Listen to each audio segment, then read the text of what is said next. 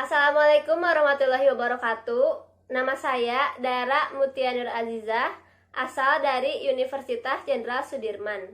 Di sini saya akan menjelaskan 11 jenis-jenis kejahatan berbahasa. Yang pertama adalah hasutan. Menghasut adalah tindakan dengan sengaja secara langsung maupun tidak langsung mengajak, membujuk, atau mendorong seseorang atau orang banyak untuk melakukan tindakan kejahatan, pidana, atau kekerasan yang merugikan orang lain. Menghasut dapat dilakukan secara lisan maupun tulisan. Contohnya, yang pertama adalah hasutan secara tidak langsung. Ada seseorang yang berkata kepada temannya, "Kawan, apakah majikanmu yang tidak tahu terima kasih itu akan kamu biarkan saja?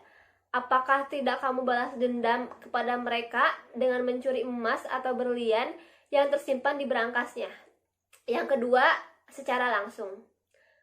"Kamu curi saja semua emas dan berlian milik majikanmu itu sebagai bentuk balas dendam." Kedua contoh tersebut merupakan hasutan yang dilakukan oleh seorang teman kepada temannya untuk mendorong temannya itu melakukan suatu kejahatan, yaitu mencuri emas atau berlian yang tersimpan di berangkas milik majikannya. Yang kedua adalah konspirasi. Konspirasi adalah tindakan berkomplot yang disepakati dua orang atau lebih untuk melakukan kejahatan dan berakibat merugikan orang lain. Contohnya itu komplotan pencuri mobil di rumah tempat mereka bekerja sepakat bersekongkol untuk menuduh temannya yang lain yang terlibat dalam pencurian mobil ini karena kebetulan temannya tersebut sudah berhenti bekerja. Jadi si komplotan pencuri mobil ini sepakat untuk menuduh temannya gitu. Itu merupakan tindakan konspirasi yang disepakati secara bersama oleh komplotan pencuri mobil ini. Yang ketiga adalah ujaran kebencian atau hate speech.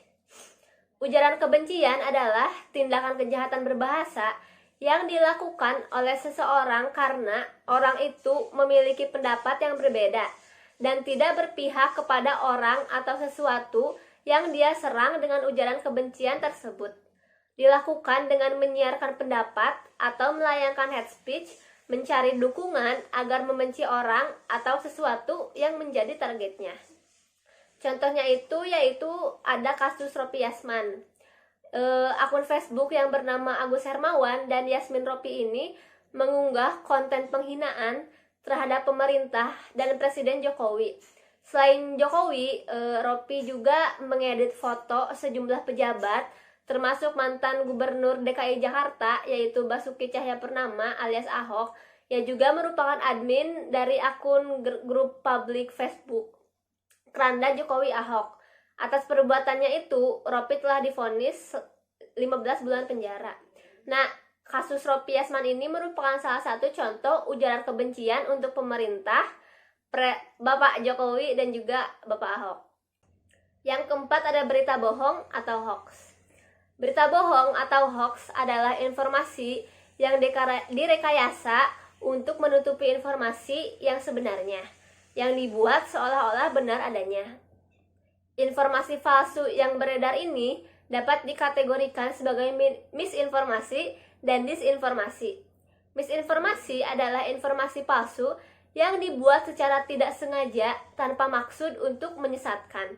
Sedangkan disinformasi adalah informasi palsu yang dibuat secara sengaja dengan maksud untuk menyesatkan dan menipu banyak orang.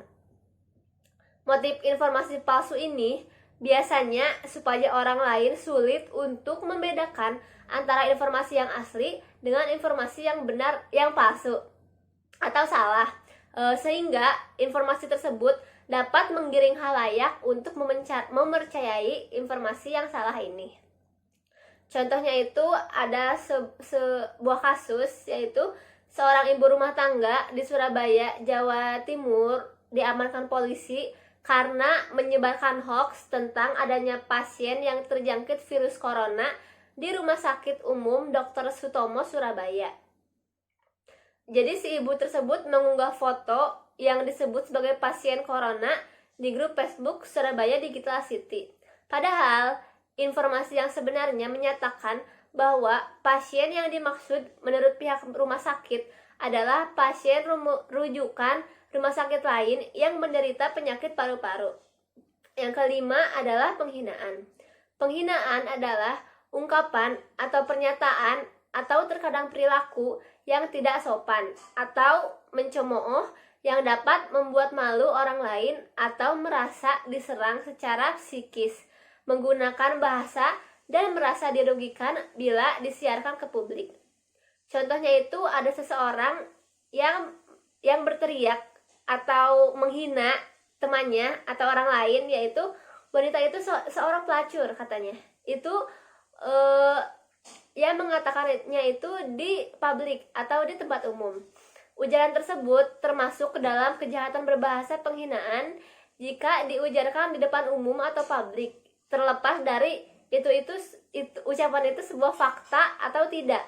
Jika orang tersebut sudah tahu bahwa penerima hinaan telah melakukan perbuatan yang tidak baik, seharusnya itu tidak perlu disiarkan kepada umum karena dapat mempermalukan penerima di depan umum. Jadi dapat membuat malu dan merugikan si penerima. Yang keenam adalah pencemaran nama baik. Pencemaran nama baik adalah tindakan mencemarkan nama baik seseorang dengan cara menyatakan sesuatu baik melalui lisan ataupun tulisan. Contohnya itu sebuah media televisi yang memberitakan tentang artis A yang terjerat narkoba, padahal artis A bukan seorang pengguna narkoba. Media televisi ini bisa dituntut atas tuduhan pencemaran nama baik. Yang ketujuh adalah fitnah. Fitnah adalah perkataan bohong atau tanpa berdasarkan kebenaran yang disebarkan dengan maksud menjelekkan orang, seperti untuk menodai nama baik dan merugikan kehormatan seseorang. Contohnya itu, seorang direktur keuangan dituduh oleh karyawannya melakukan penipuan terhadap perusahaan dengan memasukkan data-data, income, dan outcome. Setelah kasus tersebut dibawa ke pengadilan dan ditemukan bukti bahwa direktur tersebut itu tidak melakukan pemalsuan laporan keuangan, maka kasus ini termasuk fitnah dan si karyawan tersebut dapat dijerat hukum. Yang kedelapan adalah ancaman. Ancaman adalah tindakan menyatakan maksud untuk melakukan sesuatu yang merugikan atau menyulitkan pihak lain. Pelaku menanam rasa takut yang menyerang psikis serta menimbulkan rasa tidak aman pada seseorang karena sebagai retribusi karena gagal memenuhi permintaan. Pelaku bermaksud mengintimidasi penerima dan penerima percaya bahwa tindakan tersebut akan menimbulkan keadaan yang akan merugikan si penerima.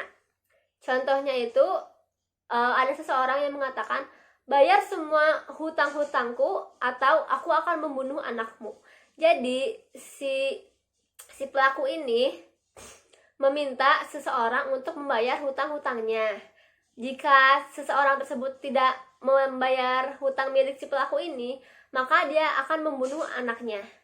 Nah, hal tersebut dapat termasuk sebagai ancaman karena dapat menimbulkan rasa tidak aman kepada si penerima ancaman. Yang kesembilan adalah penyuapan. Penyuapan adalah tindakan memberi seseorang barang berharga dengan maksud untuk mendorong orang tersebut untuk bertindak dengan cara tertentu dalam kapasitas resminya. Contohnya itu, seorang artis memberikan suap berupa rupiah yang nilainya besar kepada seorang wartawan untuk menerbitkan artikel yang merugikan temannya yang sesama artis.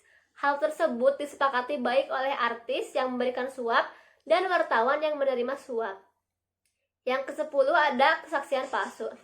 Kesaksian palsu adalah keterangan palsu dari seorang saksi yang sengaja berbicara salah di dalam pengadilan sehingga dapat menyebabkan orang yang tidak bersalah itu pergi ke penjara atau membuat orang yang bersalah bebas dari jeratan hukum. Contohnya itu seorang saksi sedang ditanyai oleh seorang jaksa. Pernahkah kamu melihat Maria berjalan berdua dengan Adrian sebelum Adrian meninggal? Seorang saksi menjawab, tidak pernah. Maria sibuk dengan studinya selama 2 minggu terakhir. Pernyataan yang diberikan oleh seorang saksi tersebut palsu dan bermaksud untuk menipu. Padahal faktanya, 1 jam sebelum Adrian meninggal, Maria memberitahu kepada saksi bahwa ia akan pergi bersama Adrian. Yang ke-11 adalah penistaan. Penistaan adalah perkataan atau perlakuan yang merendahkan orang lain. Contohnya itu penistaan Setia Novanto dengan meme Setia Novanto yang beredar di akun media sosial. Terima kasih. Wassalamualaikum warahmatullahi wabarakatuh.